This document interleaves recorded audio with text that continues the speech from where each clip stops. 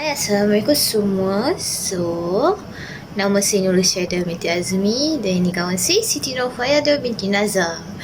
Hari ini di bawah program Sulam, saya dan kawan saya, kami akan berkongsi dengan anda semua tentang sejarah kewujudan dan perkembangan UiTM serta sasiah dan rupa diri mahasiswa di UiTM. Okey, jom kita mula. First sekali, saya akan bercerita tentang sejarah kewujudan UiTM.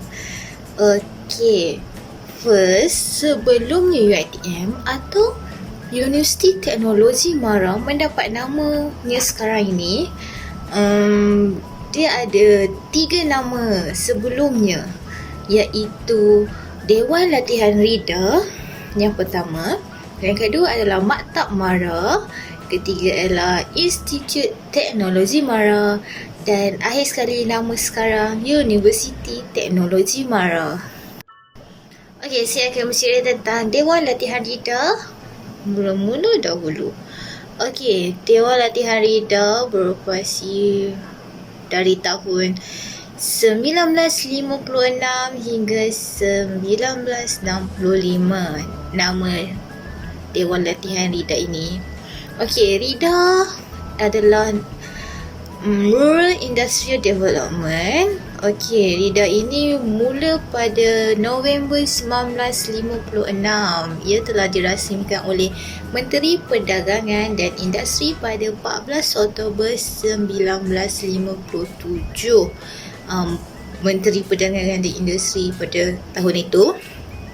Okey, di bawah Rida ini ada 2 kursus profesional yang ditawarkan oleh Badan Antarabangsa, iaitu first ialah London Chamber of Commerce, yang kedua ialah Australian Chartered Secretariat of Management. Okey, dan majlis convocation pertama Dewan Latihan Rida ini diadakan pada tahun 1964, iaitu seramai 50 orang graduan dianugerahkan sijil oleh Allahyarham Tun Abdul Razak, Perdana Menteri Malaysia pada tahun itu. Okey, objektif Rida pada ketika itu adalah untuk membangunkan kawasan luar bandar secara lebih tersusun dan teratur, telah dikenal pasti melalui skim latihan belia luar bandar, khususnya mereka yang mengikuti aliran Inggeris, dan serta membantu dan melatih penduduk luar bandar yang berpotensi bagi meningkatkan status ekonomi dengan memberi latihan perniagaan kepada mereka. Okey, selepas Dewan Latihan Rida, namanya telah bertukar kepada Maktab Mara dari tahun 1956 hingga 1967. Okey, nama ini telah ditukar pada Jun 1965. Menurut Allahyarham Tun Abdul Razak, pertukaran nama bertujuan untuk memberi nafas baru dan aspirasi kepada pusat latihan tersebut. Okey, pertukaran nama ini menandakan institusi yang Dewan Latihan Rida itu bukan di bawah bidang kuasa Rida lagi. Ia telah menjadi sebuah unit terpenting bagi bahagian latihan Mara. Okey, pada 1966, kerajaan telah mengiktiraf British Institute of Management sebagai pemeriksa luar kepada Maktab Mara ini. Oleh itu, beberapa langkah kerjasama dibuat dengan Ealing Technical College di London sebagai pengiktirafan kursus-kursus yang diajar dan untuk tujuan keseragaman diploma. Dari Maktab Mara bertukar pula kepada Institut Teknologi Mara pada tahun 1967 sehingga 1999. Pada tarikh 14 Oktober 1967, acara peletakan batu asas yang disempurnakan oleh Allahyarham Tun Abdul Razak di Shah Alam merupakan tanda permulaan kampus baru di kawasan seluas 300 ekar. Pembangunan dilaksanakan pada 1968 Perkembangan ITM dikatakan berkembang pesat ekoran perkembangan program pembelajaran sejajar dengan peningkatan keperluan tenaga kerja pada masa itu. Pada pertengahan tahun 1972, kampus induk di Shah Alam dibuka secara rasmi dan pada akhir tahun 1970-an, ITM muncul sebagai sebuah badan persendirian dan tidak lagi diletakkan di bawah bahagian latihan MARA. Dia diletakkan di bawah Kementerian Pembangunan Luar Bandar. ITM berjaya muncul sebagai sebuah institusi pendidikan yang utama dan pada Jun 1976, Akta ITM diluluskan oleh Parlimen dan ditadbir terus di bawah Kementerian Pendidikan. Dari ITM bertukar lagi kepada UiTM iaitu Universiti Teknologi MARA pada tahun 1999 sehingga kini pada tarikh 25 Februari tahun 2000, Dewan Rakyat meluluskan Akta ITM Pindaan 2000 dan diikuti Dewan Negara pada 8 Mei 2000. Yang di-Pertuan Agong dilantik sebagai Chancellor Universiti Teknologi MARA dan Pro-Chancellor turut diletakkan di bawah baginda. Jawatan Rektor diubah menjadi Naib Chancellor. Aspirasi UiTM menjadi sebuah pusat pengajian tinggi bertaraf dunia dan menjadi universiti yang terbaik. Pada 5 Ogos 2004, UiTM mendapat pengiktirafan ISO 9001:2000. Universiti pertama di dunia mendapat pensijilan keseluruhan yang meliputi pengurusan korporat, perkhidmatan sokongan, pengajaran dan pembelajaran. Institusi ini berjaya melalui pelbagai cabaran serta beberapa perubahan dan pertukaran nama.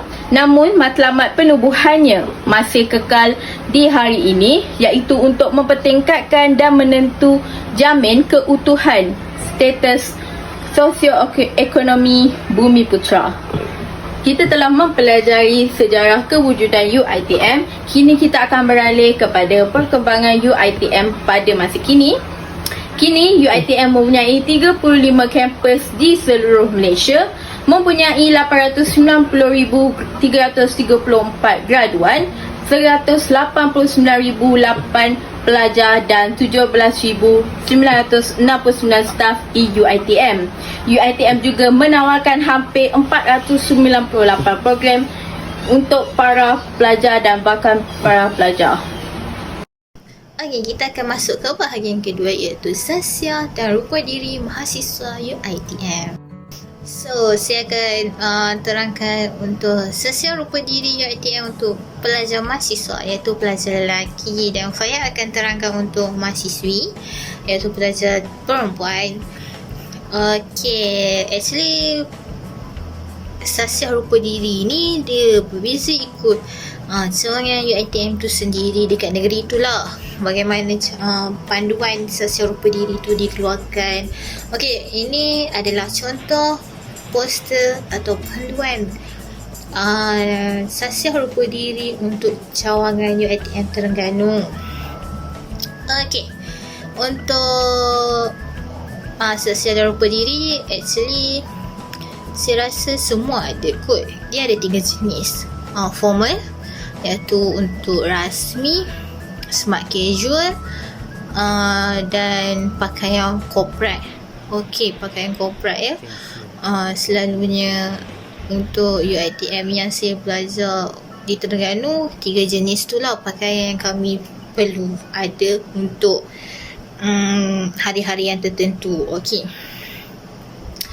Untuk formal adalah pakaian rasmi yang selalunya pakaian formal ni dipakai pada hari Isnin.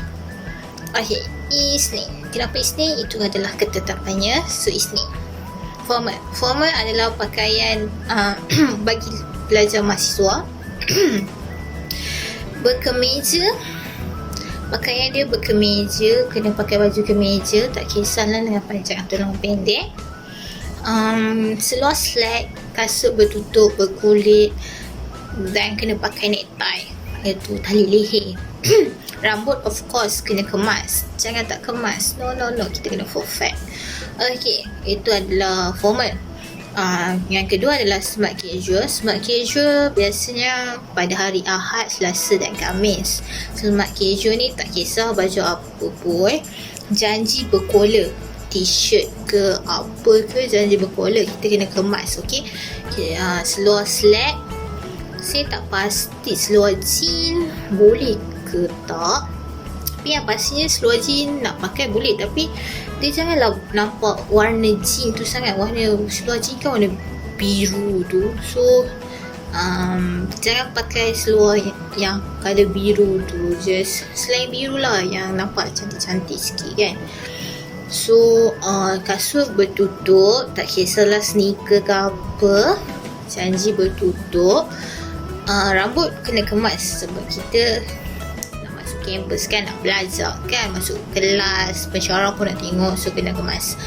Okey, hari Rabu adalah pakai yang corporate. Corporate selalunya dia ikutlah, termasuk pakaian corporate ni hari Rabu termasuk uniform. Uniform tu macam palapis, polis, APM, komander, macam tu. Lepas tu corporate ni ikut fakulti, dia ada baju corporate dia sendiri. Kelab pun ada baju corporate. Kelab ni dia terhad, baju corporate dia terhad untuk majlis tertinggi, MT dengan exco. Okey, tu hari Rabu tu tak kisah nak pakai yang mana-mana. Lepas tu kalau yang tak nak pakai baju corporate ke uniform ke, korang kena pakai baju formal. Formal macam hari Isnin atau formal atau smart casual lah.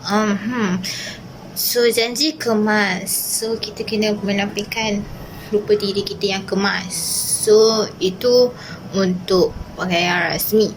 Untuk yang tak rasmi,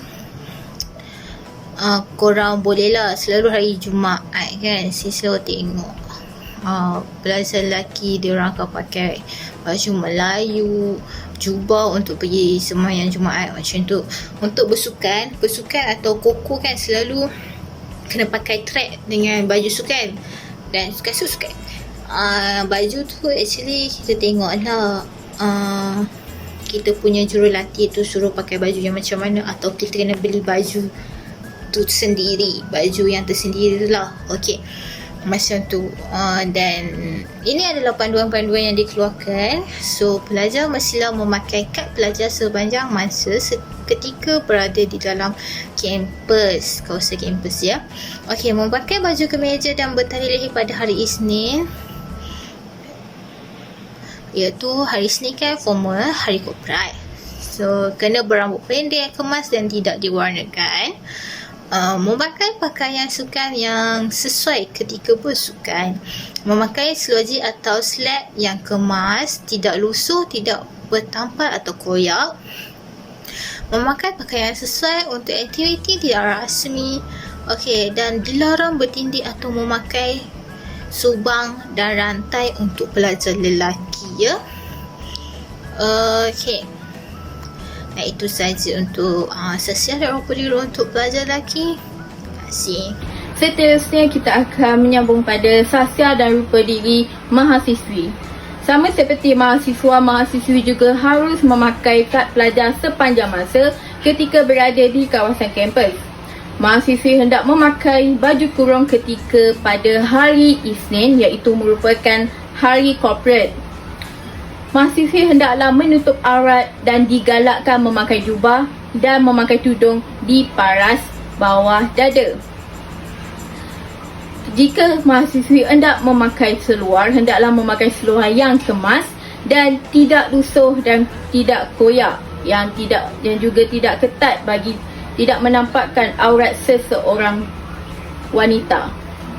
Seterusnya, mahasiswi hendaklah memakai pakaian yang sesuai bagi aktiviti yang tidak rasmi untuk menjaga kehormatan sebagai seorang pelajar dan juga seorang wanita. Itu sahaja dari kami. Terima kasih. Bye. Terima kasih yang menonton program filem kami.